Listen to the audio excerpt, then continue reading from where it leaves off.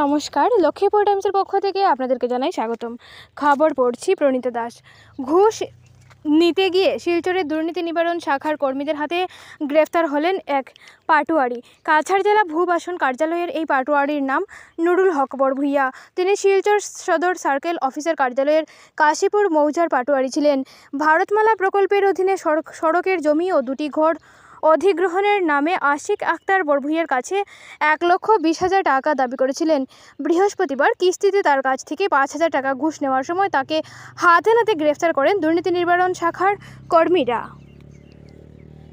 এরিয়াত আমার প্রচুর জায়গা আছে, আপনি একটু আমার সময় দিবা, কিছু আমার ভুল ভ্রান্তি আপনারা তুলিয়া ধরতে লাগবো, তাই আমার কথা শুনেন না, মানে একটু বোঝা যায় টাইন ফাটারি নেই না আরো কিছু, মানে তার বেশি তকব্বরি অহংকারটা একটু বেশি।